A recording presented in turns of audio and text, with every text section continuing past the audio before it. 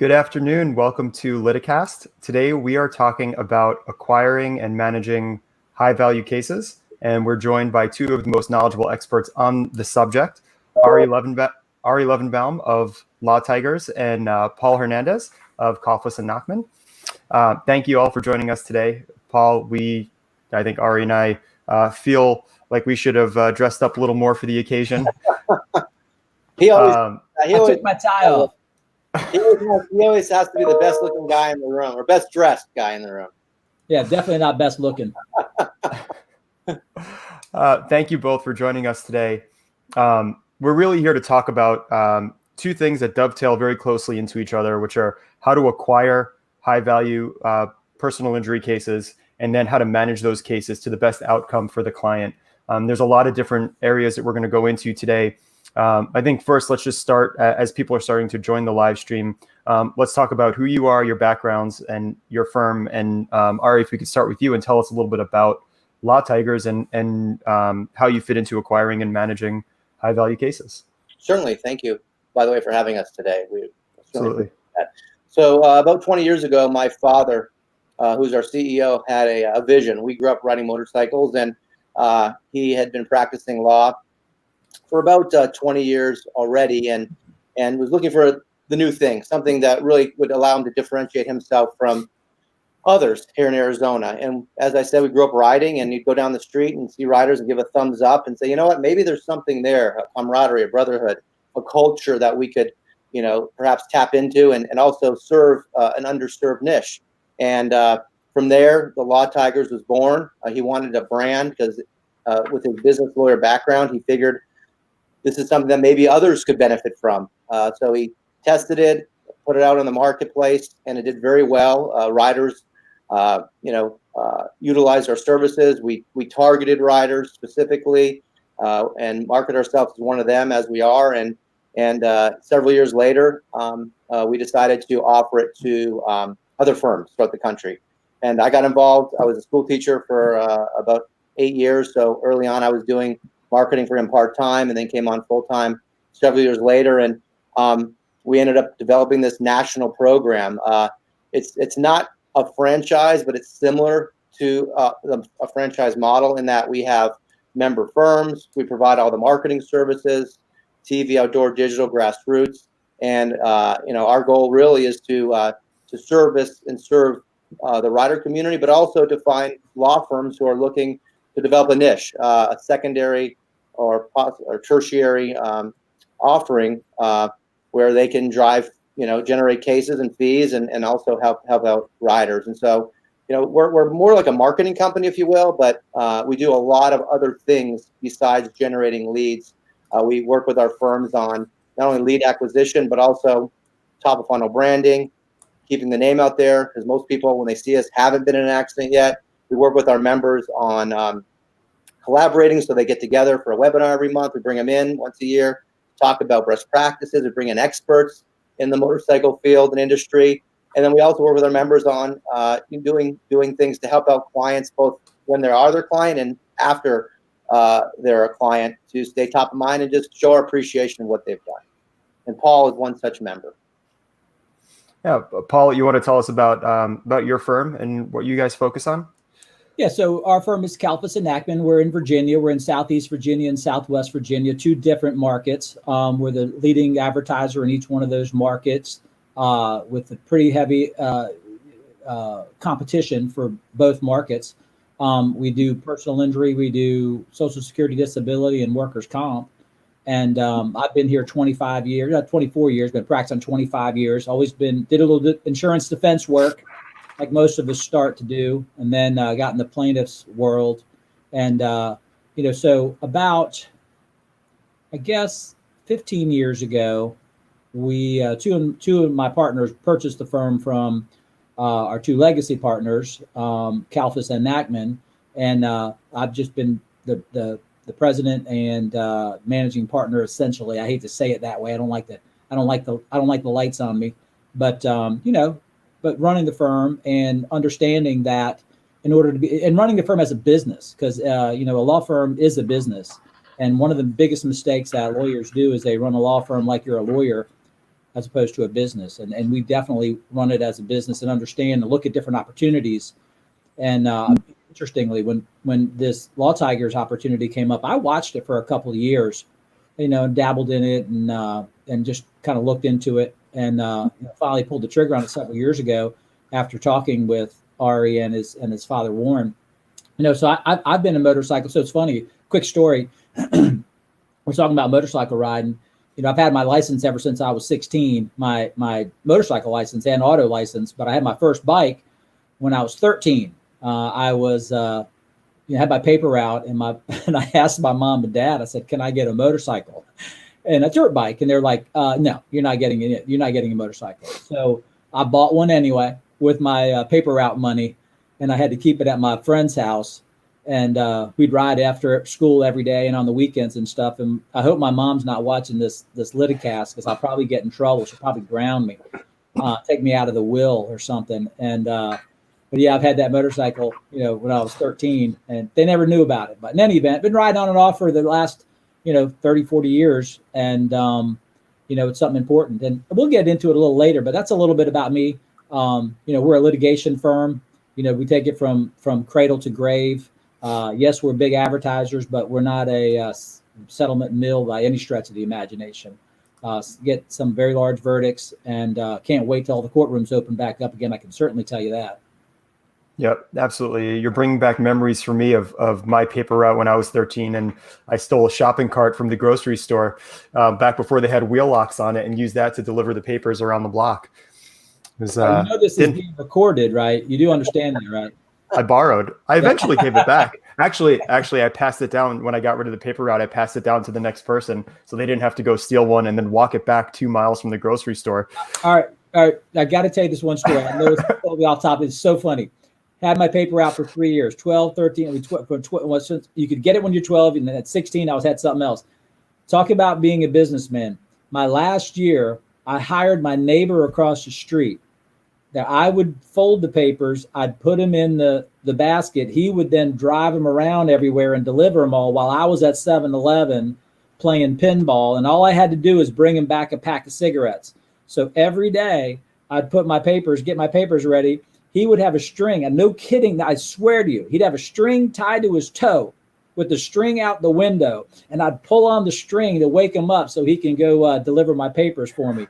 So I did that for the last year of my tenure as a paper boy. But I got to tell you, you really want to become one of the number one indicators that you're a good business person. If you ever talk to any great business person, any great marketer, they had a paper route. They had that business when they were so young and had it ingrained in them. But in any event, let's get to the topic on hand. We're all kind of reliving our youth, and really, that's what I think drives a lot of folks to buy motorcycles, right? I had a 70 ATC when I was 8 years old, little three-wheeler, and my fondest memories growing up were riding it, getting on two wheels. I actually went on the golf course when I wasn't supposed to, but that's a whole other story, tearing up the sand traps. But anyway, as I got older, I gravitated into larger bikes and then onto the street. And that's a similar story that you see with a lot of riders is, it's the freedom of the road. It's harkening back to times when you were young and free and having fun, and being able to now do that as an adult. Obviously, we're more careful now. Back then I didn't wear a helmet or concern myself with safety gear, but the bottom line is, this is really a lifestyle. It's a culture, and that's what makes it fun. We obviously are doing this to make money. We're in business, but it's so much more than that. It's about charity and giving back and being with fellow, bikers and riders and our brethren and having a good time. And I love going to motorcycle events. I love, I'm going to actually try to get a ride together with all of our members. I've done it with my marketing manager before, just to hang out and have that commonality. And I think when everyone asks, what's your secret sauce? What makes you different and unique? It's that we really understand the rider culture, the rider persona, and we're part of it. And the people we hire are riders, our lawyers are riders, and riders can identify a fake from a mile away. And we're the real deal. And that's why we're so ingrained in the community. And that's why we have such loyalty. And we really don't get shopped much when people do call us and need our services. I thought you were going to go deeper on paper route arbitrage, and we were just going to completely take a 90-degree turn on this broadcast. Now, mine only lasted about a year, and then I got a little burnt out on getting up at 6 a.m. So I did about a year long. I wasn't savvy enough to find somebody that I could pass the buck to like Paul. I thought I was advanced with the shopping carts, but see, I learned I should have gotten a motorcycle. There you go. This is great. So I think we should start talking a little bit more about motorcycle cases, right? And this really could be extrapolated out to any type of high value case. This type of niche that you're marketing to with motorcycle, or maybe it's with mass tort or with MISO or any other high value personal injury type case, there is something about that case type that is different from your traditional, single injury auto accident case, right? Those are much more, it could happen to anyone type of scenario versus motorcycle. It's very different. Can you talk a little bit about how the acquisition of these types of cases is different for this specific practice area than it is for some of those other type of single injury cases? Sure. It's a much smaller population, right? Number of motorcycle accidents that occur relative to auto or other vehicles, for that matter, is small, right? But we use that actually to our advantage because it is small and because the community is tight knit. We're able to effectively and efficiently reach them and gain their trust and loyalty. So, but to market to those folks is much different than your typical auto case. It's not a mass reach, heavy TV type of strategy. It's more granular. It's more targeted. When I say that, it's getting into the motorcycle shops. It's attending motorcycle events, sponsoring charity rides, speaking at motorcycle clubs and organizations about insurance and safety. Working with tow companies and military bases that train tow companies that pick up damaged bikes, military bases where they have riders on a base that have to be trained. Working with schools. So we become part of that community, and it's a long-term play. It's really quite a long funnel. And when I say that, I mean, look, we're hitting people well before they've ever been in an accident. We're not targeting them when they've been in an accident. And when I say that, I mean we're running contests. We're putting out content on cool rides and bikes. We're sponsoring riders and races. We're getting our hands dirty in the community and rolling up our sleeves and really becoming an integral part of it. And as a result, you build this loyalty, like I said, and this trust, so that if and when it happens, they think of you. And let's be honest, most people don't think about when they're going to be in an accident. Most people don't think it's going to happen to them. And so we want to be careful. You don't want to push the accident and the negative part of riding, because our dealer partners, they don't want you to scare riders away. The industry doesn't want to be looked down upon or frowned upon. Plus, we're lawyers, right? Our member firms are lawyers, and many times these dealerships have been sued, or the manufacturers have been sued for products liability or faulty workmanship. So our approach is, look, we're your friend. We're part of the riding community. We support riders, but we also support businesses and industry, and we're not going to come after you for these types of cases. We're there to help out injured riders and be a true partner. So it's a much different approach. Yes, we do some TV targeted, sports, motorcycle programming, male skewed programming, because a large part of our demographic is male. We also, do some targeted billboards in certain areas. Digital is a big play for us. Again, with contests, social media. This crowd or demographic is very social. There's huge engagement on social media because they want to see the coolest bikes, the next event that's coming up. The contest. We're giving away a $40,000 prize package right now to Sturgis. We call it Styling in Sturgis. And we get all these vendors to contribute product. We've already collected 45,000 unique emails.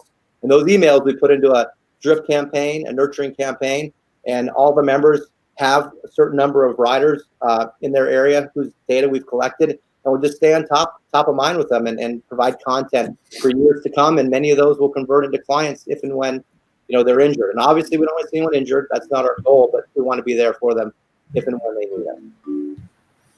Yeah, this is interesting, right? You're talking about marketing before there's actually a need to market, right? This Correct. Customer journey in this case it's elongated from, it starts before there's actually a need for your services. And we talked about this previously, but actually continues well beyond your services are needed any longer. So while a traditional customer journey, if we oversimplify it and say it starts when someone needs your services, and then the second half is as you provide the services, and then it's done. You're talking about adding 2 more steps into this funnel. There's what happens before they need your services, and then there's what happens after they need your services. Yeah, before is complex. Look, can other people do it besides us? Yes, but it takes time, and there's a steep learning curve, and we've made every mistake imaginable over the years, and we've developed what works and gotten rid of what doesn't work, and we're constantly evolving and tweaking. But we've got an extremely detailed ground game. When I say ground game, I mean grassroots marketing. Okay, and every one of our markets has a marketing manager who's a writer, and he or she visits shops, becomes friendly with the shop staff, supports their events and their bike nights, goes into clubs and speaks about, again, safety awareness. They provide resources to motorcycle charities and to events, and so we get a ton of direct referral. In fact, up to 50% of our cases are coming from direct touch, promotional items we give out, support we provide. We have our attorneys going and speaking about insurance and safety to shop staff and to clubs. So when you take this approach, this multi-tiered, multifaceted approach, and you apply it in a market, it's amazing what happens. Now, I don't want to mislead people. It takes time. It's not like a quick fix, quick solution type of program. It takes several years to fully mature and develop. And the case volume grows year over year. But you're absolutely right. You're doing this long form marketing program, but ultimately it pays off. And I'm proud to share that when the call does come in, my members' conversion rate is 90 to 92%. So do you get them all? No, of course not. But I can tell you that in many cases, outside of what we're doing, the conversion rate is much lower because you've built up the brand loyalty. You've given so much and done so much for the community that they feel somewhat obligated, and they want to come to you because you're the expert, right? We've identified ourselves as the motorcycle firm for them. You need to back up a little bit in regards to this group of motorcycle riders, because when it was said earlier today about niche marketing, I always look for what's the next niche? What's the best? Should it be mass torts? Should it be tractor trailer accidents? Should it be medical malpractice or whatever it is?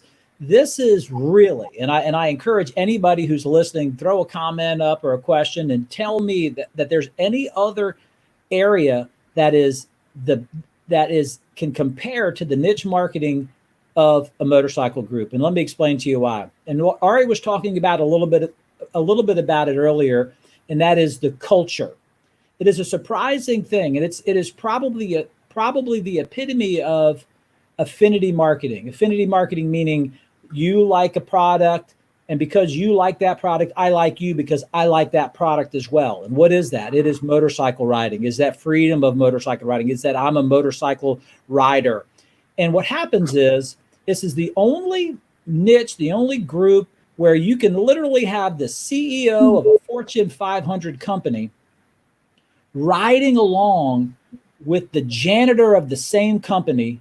And when they're together, they are equals. They are brothers, they're sisters, they're family. They hang out, they break bread, they eat, whatever they do, they help each other work on their bikes, whatever it is. Come Monday morning or whatever it is back at the office, they have no idea who each other are.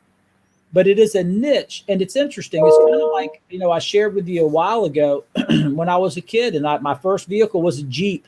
Remember, and my girlfriend was in this Jeep, and when you own a Jeep, and people who are listening right now who own Jeeps, and it was a Jeep, mine was a Jeep CJ7. They will be going, hell yeah, you're exactly right, Hernandez. And that is this: I'd be driving my Jeep down here in Virginia Beach, and as I'm driving, got the top off, got my girlfriend in the passenger seat, and another Jeep will drive by, and they all go like this. Every one of them waves. Every one of them raises their hand, just like we do as cyclists, right, Ari? Yep. But they all waved. And my girlfriend would say, why is everybody waving at you? And I said, that's the Jeep thing. When you buy a Jeep, you are now responsible that you have to wave to this other person. She goes, that's silly. I said, it's in the manual. Pull it out of the glove box and look at it. Of course, it wasn't in the manual. But the point is, it's that same niche, okay? And you can't market to serious injury cases. You can't market to truck accidents. It's not the same thing, because all these people are an extremely tight-knit group.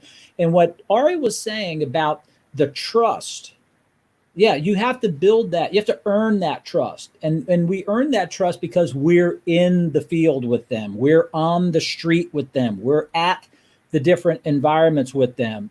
And what Ari indicated regarding the marketing manager, yeah, every license, every DMA, every group, like I have my own marketing manager for Virginia, and his sole responsibility, his only job, okay, is to go to grassroots, is to go to every repair facility, every dealership, and he is there every week, wherever it is throughout the whole state. He's got and the control is absolutely incredible with Law Tigers. I have to tell you, we could talk about that later. But he goes to all those stores and he's there. He's with them. He's supporting them. You know, when I got my new bike last year, I got my, when you buy a car, you buy an apparatus, you get this big thick envelope and it's got your purchase thing in there and it's got your insurance stuff and it's got all this little package you get from the dealership and it says, something Harley dealership on it. You flip it around, it has Law Tigers on it. Our logo, our branding is on the other side of that. Why? Because we're in those shops, we're in those locations, we're in those repair facilities, and that's part of this symbiotic relationship that we have with. I say we, they. I mean, but again, it's me as well. We have with the different shops, and as Ari said, you build that trust, okay, and then they come to you for everything. They come to you, they rely on you, and they know you are the expert in that field. So, but there is no other niche that you can, in this whole legal world that I'm aware of, that you can market to. And if you're in the club, you're in the club, and you're going to get those cases, and it works. It definitely works. And two other points that Paul brought up that I want to touch upon further. When these guys are out in the field, they have a branded van that's part of our program. A Transit Ford, and they've got the branding on it. They've got their gear inside, their trade show equipment, their promotional items to visit shops, their gear to set up at events. But they also have breakdown equipment. They've got they've got jumper cables. They've actually got ramps to put bikes into the van if someone's broken down. They've got extra fuel. They've got anything needed. So when they're going down the road and they see a broken down rider, they're told, and they do this because they want to, obviously, to stop. And I can't tell you how many times we provided roadside assistance to fellow riders. And you'd be amazed. They post on Facebook. They thank us, because of what we do to go above and beyond. The other thing is, when it comes to these events, what other industry or what other niche within the legal space has their potential clients converging together 700,000-800,000 strong for an event, and I'm referring to Sturgis. So we're able to go, and we're going this year. We're going to be safe. We're going to have the gloves and the Purell and sanitizer and whatnot. But this audience, this demographic, likes to get out. So we're going. Again, we're going to be safe. But what other category provides you with the opportunity to get in front of this many people? And it's not just Sturgis. You've got Laconia. You've got multiple events in Florida, Texas, Arizona. The list goes on. Where we're in front of tens of thousands, if not hundreds of thousands of our audience now, and we're marketing to them. They see our signage. They get our rider benefit cards, our little document holders for insurance and registration. So it allows us to be top of mind. It allows us also to engage with consumers, riders, and sometimes they've been in an accident, and we've actually converted folks to clients on site there. So it's just another way to effectively reach your audience, and we do it year over year. These events go on, and you multiply these events by hundreds and hundreds of events. In fact, my marketing managers attend and or participate in at least 100 events a year locally. Wow. That's not including the national stuff that we do. I've got a tractor trailer we bring out. We've got the mascots and the inflatables. It's a big show, but it allows us to stand out and really dominate an event. But so they're client facing and customer facing day in and day out. Clubs, shops, events. The list goes on, and that's really how we're able to dominate and how we're able to gain trust and loyalty in the community. Yeah, there's a lot there, and anyone who wants to market to, whether it's motorcycles or any other very specific niche audience, it seems like there are some specific takeaways that people can be doing, right? They can involve themselves in the community. They can be there before someone needs them. I want to move to the next step of this customer journey, and you and I had spoken a little bit about some of the things that you're doing to help increase conversion rates when your acquisition costs for some of these cases are so expensive because the supply is so small, right? Anything that you can do to take someone from inquiry to signed client makes huge inroads into decreasing that acquisition cost. Can you talk a little bit about some of the things that you're doing, and specifically if you could talk about some of the technology that you have in place, some of the processes with your, I believe you call them customer member relations managers, right? Yeah. So, and some of those processes and use of technology. Absolutely. So we hired about a year ago a member relations manager, and her sole role is to assist our member attorneys in both conversion as well as client relations. When I say that, I mean them taking care of the clients that they sign up, but also doing right by those they don't sign up.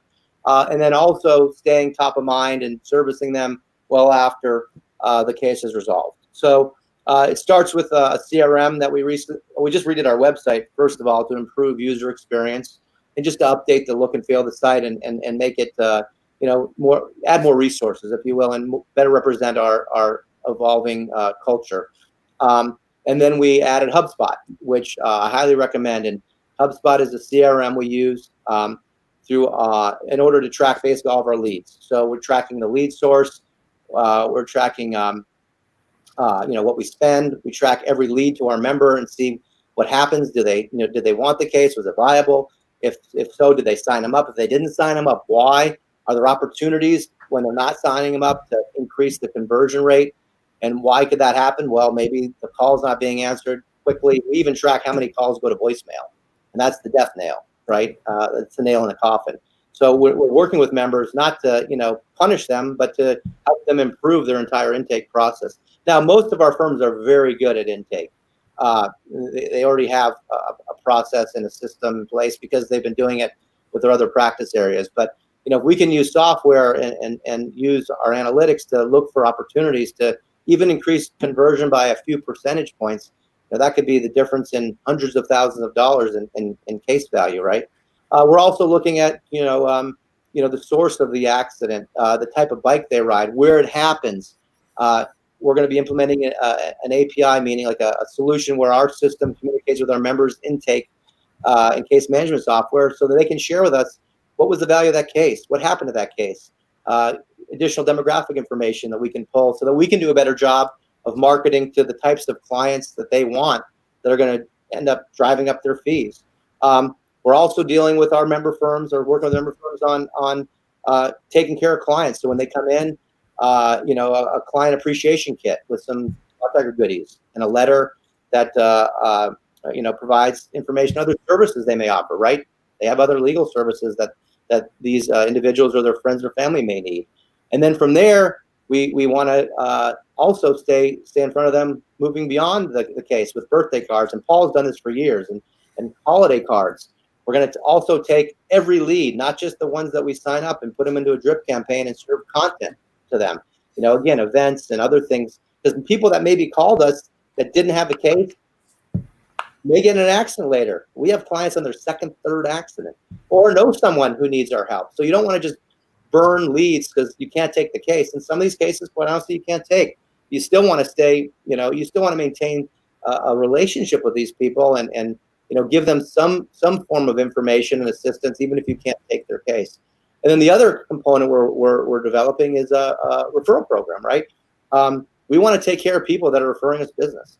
And so we're developing these referral kits, and we'll be tracking it again through HubSpot. And we get one referral, they'll get kit A. They get another referral, they get kit B. And if they're a VIP, they'll get a premium item every 6 months. So I'm a big believer in utilizing and taking advantage of opportunities that are already there, that present themselves, right? And so why not work with people that have already called us? Even if we didn't take their case, they had an interest in utilizing us. They're going to be your biggest advocates.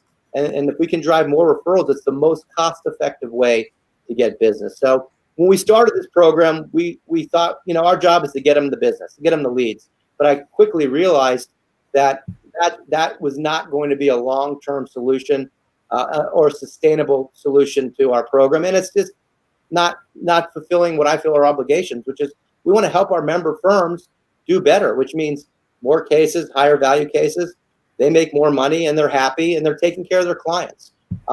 And so we've really transformed the program now and been full service, full cycle, if you will. And I've seen, great results early on, and I anticipate even better ones in the years to come. And so you're using HubSpot for marketing automation. And I think you had said that you connect HubSpot to Salesforce, right? To do some reporting. Yeah, sales. You're right. Sales. We also have Salesforce. We adopted Salesforce about 3 years ago because we want to be able to manage our marketing managers, our ground game, and so Salesforce is used for they put their events into the system, all their shop visits, their club contacts, their inventory, their budgets, and it's a way for them to obviously hold themselves accountable and stay organized. And it's a way for our regional marketing directors, who each have a territory and a certain number of marketing managers whom they oversee, for them to monitor them, because we obviously have KPIs, key performance indicators, goals and objectives for them to meet. Again, behaviors like a certain number of lunches for a shop, certain number of shop talks. So there's about 20 or 25 measurables that we look at. We're also, we have trackers on the van, so we're looking to see that they're visiting their routes and they're spending enough time in the shops. And again, we're not trying to be punitive or we just want to make sure that things are getting done the right way and that we're representing our members' interests the best we can. And those two systems, yes, will be integrated because we have, on one hand, the ground game, the grassroots with one software, one CRM, and the other for our digital marketing and our lead gen. But again, they will be able to interface. I've already been told that. Yeah, absolutely. Yeah, they can. And once you collect all that data, you're able to aggregate it. You're able to make better decisions, and in turn, make sure that you're both servicing your clients better with that information, and also making sure that the marketing is optimized appropriately so that you continue to drive down that acquisition cost, target people the right way, use the messaging that you think is resonating the most. It's funny because you guys, I'm going to plug you guys for a minute here, Liticast, but 4 of our members currently do use Litify. And I have another 2 that are about to transition to your software. And I had a conversation last week with one of our member firms, and they said that after looking at your software, anyone that doesn't use it is going to be behind the times. And again, that's quote unquote from one of my member firms. But what excites me is because your Salesforce based, your platform Salesforce, because of your capabilities, we're going to be able to integrate with your software, which is really exciting to me, so that we'll be able to pull all the data that your customers or your client, your firms are putting into the system, and it'll make us better marketers. And so I think our goal is to get that done within the next year, a full integration. But I'm excited to see what that looks like, because then we can start comparing each member's conversion rates, and we can look at, rider type by bike and gender, and we can start making some decisions and also helping our members improve in areas where maybe they need help and other members really shining. So there's a lot of power in technology and software, and that's going to get us to the next level. We've done very well up to now, but with these technologies, with this software, it's gonna be amazing what kind of data we can pull and aggregate to improve what we do for our member firms. Yeah, by leveraging technology, you can automate a lot of things. You can generate a lot of data. What you guys are doing, grassroots, right? Person to person, when you can get person in person again, those are things that take significant amount of time, significant amount of effort. They have a large amount of payoff. When you put those things together and you take that in-person experience and personalization and being involved in the community, and then you're able to develop insights off of that and leverage the data that you have. in Salesforce and through HubSpot. It's just a fantastic outcome. So also being able to with your partner firms that are using Litify or using Salesforce to be able to send the intakes directly into their system instantly, right? You talked about APIs. It can happen as soon as a phone call comes through. They know who's going to be on the other end of that phone call, improving that customer experience. Right. And on the other hand, I can also, once we're fully integrated, start getting real-time data from my members that is coming from Litify. Like, again, case value as soon as it settles. I can look at any sort of, we'll put them into dashboards, any sort of data. Right now, not now, but up until recently, we were running quarterly reports. So I was a quarter behind in getting the data from my members, like injury type, bike type, location by accident. Now it's all real time. And I'm seeing a glimpse of it already with our contest that we're currently running, where every day I get a report of how many people signed up for the contest. I get a list of their name, the zip code, how many by market we've collected. And now within the next month, we'll be retargeting these people and the riders, right? They're enthusiasts that have signed up for this contest. So, I don't pretend to be a techie by any means, but I've seen what this stuff can do, and I'm sold, and I'm willing to make the investment because I know it'll make a difference in our business and our members' business. John, what you may not have gathered with what Ari said regarding how much effort that they put in to make sure that the Law Tigers members get these cases. The Law Tiger, I call them Law Tigers National. Law Tigers National, wants the member firms to be as successful as they possibly can. Obviously, it helps the brand, the total brand, of course. And you have to meet a certain criteria before you become a member. You just can't walk up and say, "Hey, I want to be a member." You have to meet a financial criteria. You have to meet a staffing criteria. You have to have a systems criteria. You have to be well respected in your community before you even get a second interview to be a member of Law Tigers. But the more important part is, and we literally get a call. I mean, when calls come in, they are following up with us, meaning Law Tigers National, immediately to make sure that call gets answered and that lead gets answered. Now this is not a lead generation company where you're buying leads, which somebody tell me where there's a really good lead generation company, because they're all not very good. This is actually a company that literally, in some instances, for some firms, they care more about you getting that case than you do.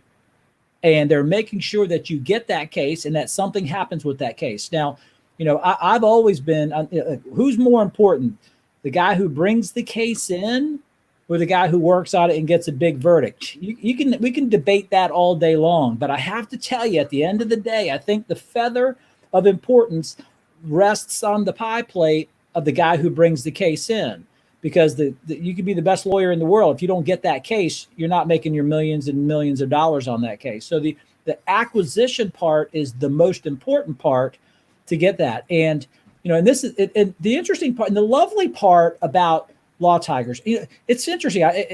We have this yearly summit where we all go, and it's really a mastermind group, because most of the members of Law Tigers are leaders in their fields in all different jurisdictions throughout the country.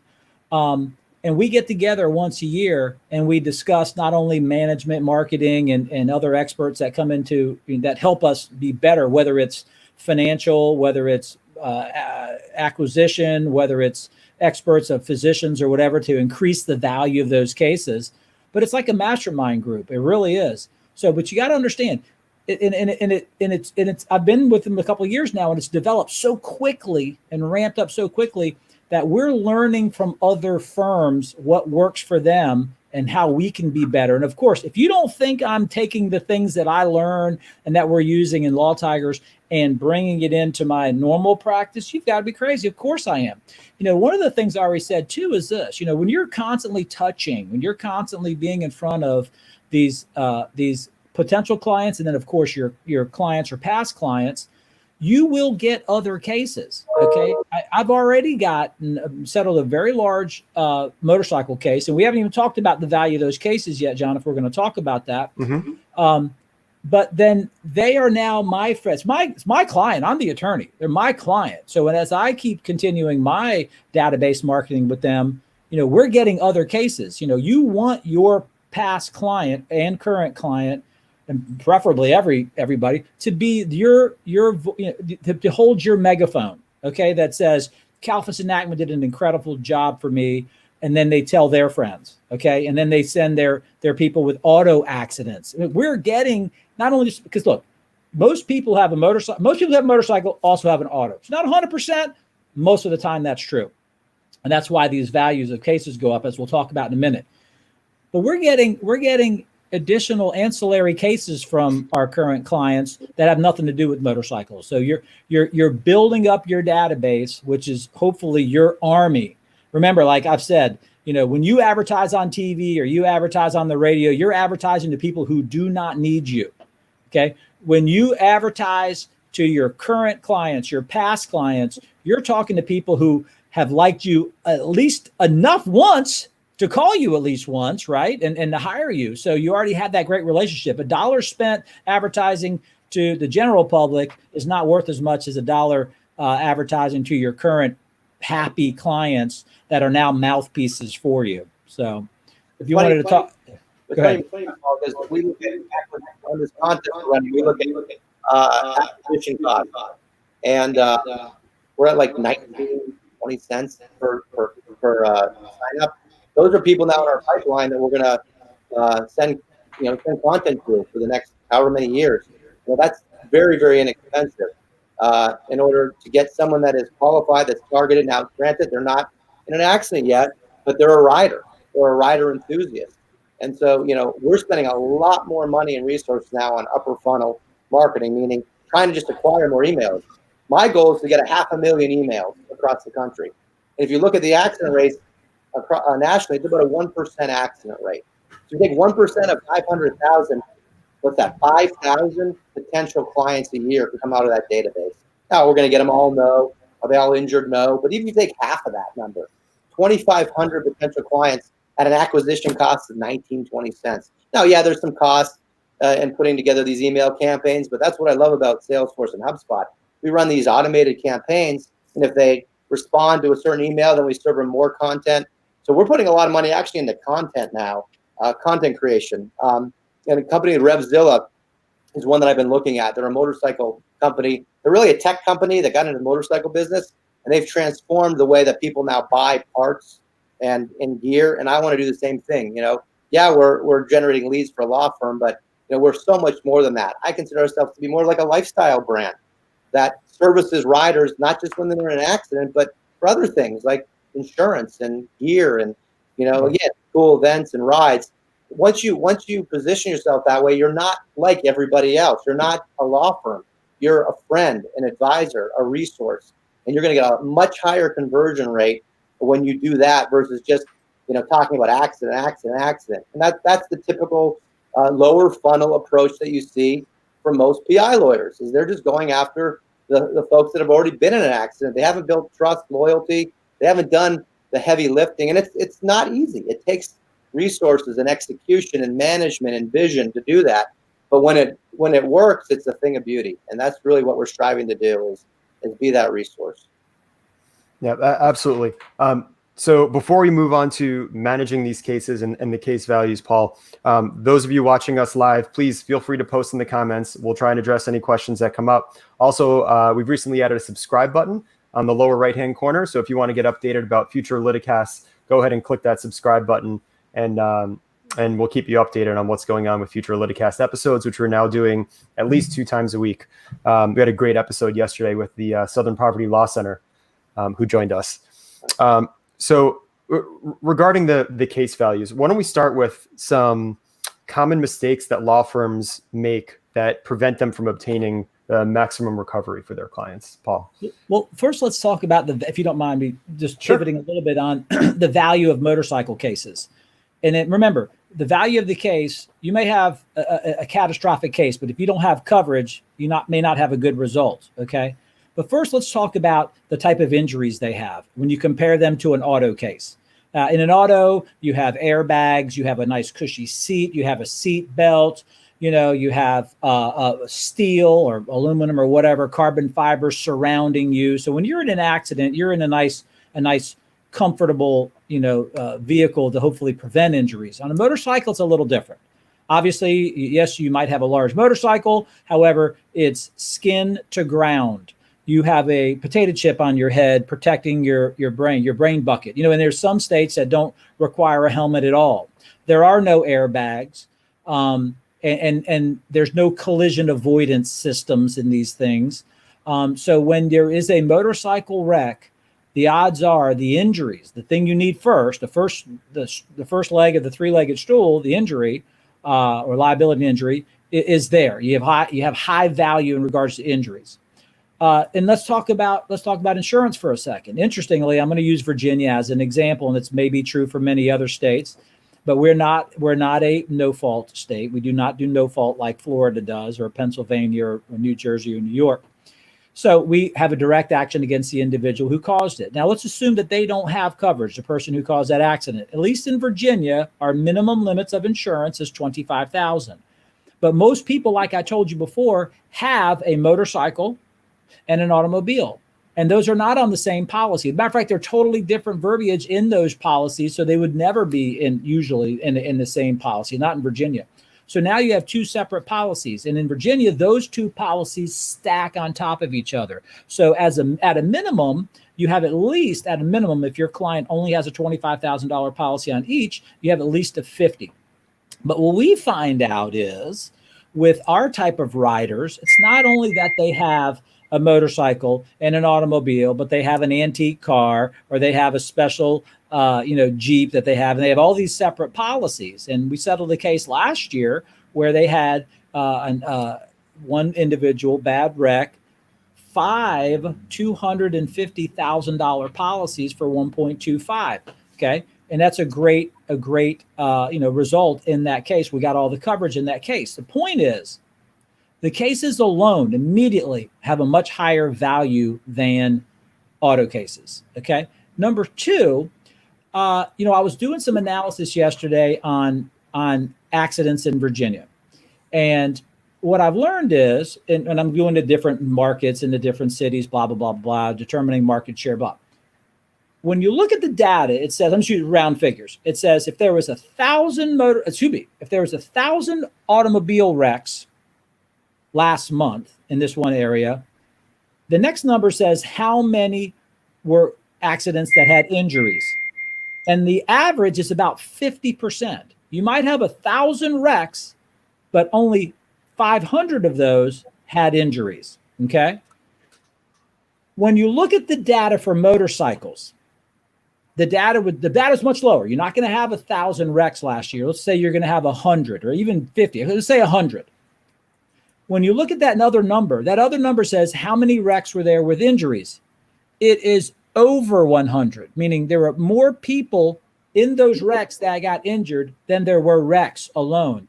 And this is not a number that's side by side. This is over 100%. So if a normal auto wreck, 50% of the time somebody's injured, in a motorcycle wreck, it's over 100%.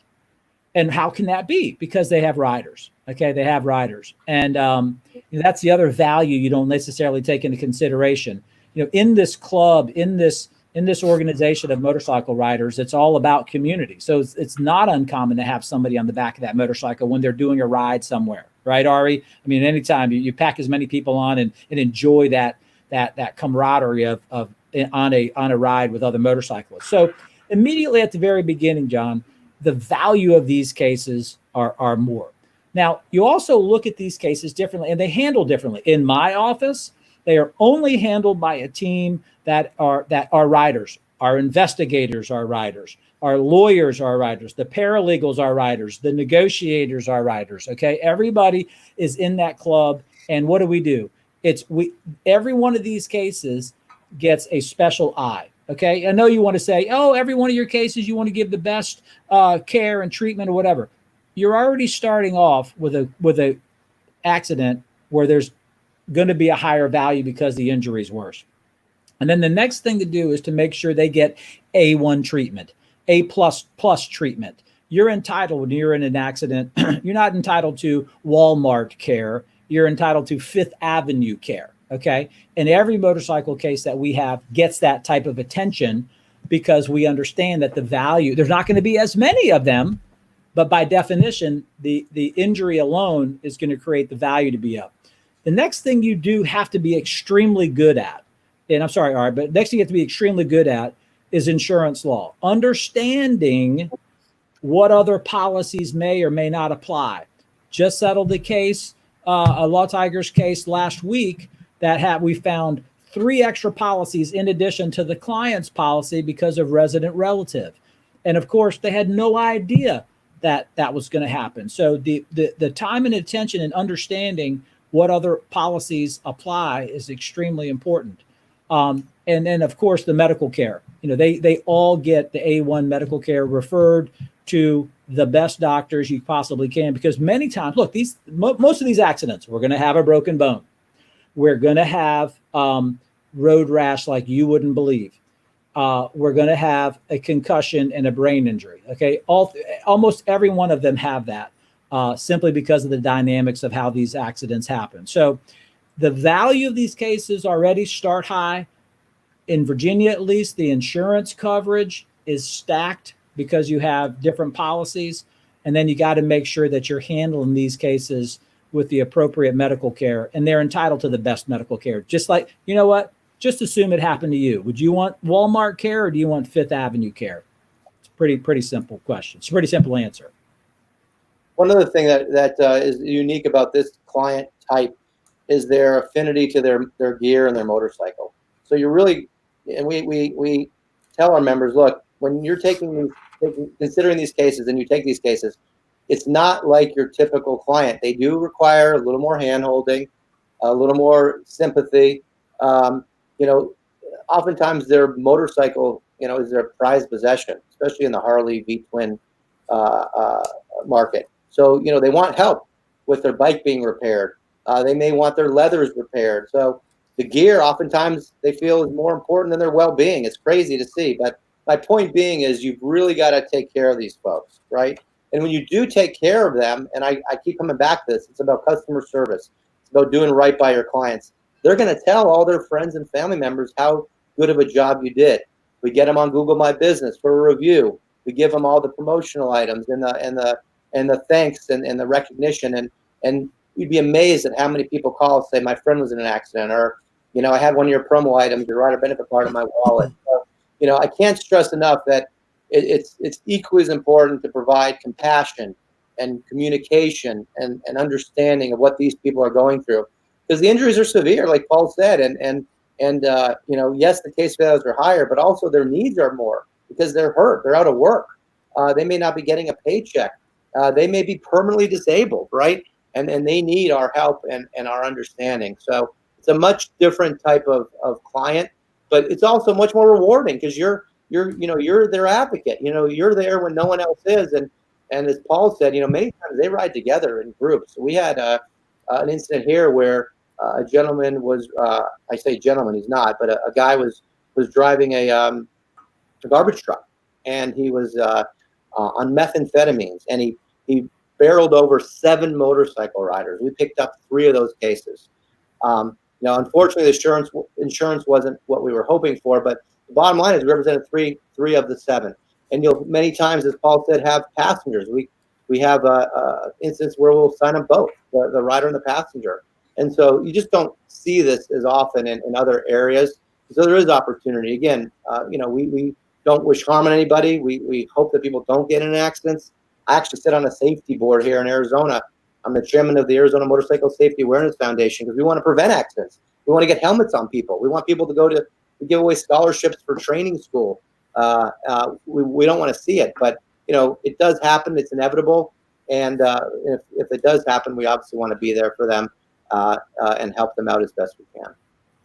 Yeah. So some of the takeaways here, whether it's on the acquisition side or the case management side, I'd say first and foremost, it's understand the audience that you're specifically communicating with, right? Making sure that you have people who are at your firm who understand and are involved in the communities that these potential clients are involved in, to it, not just a surface level, because as you mentioned, Ari, it can be seen straight through, but to truly be involved in the community and be involved in those communities before there's a need for your services.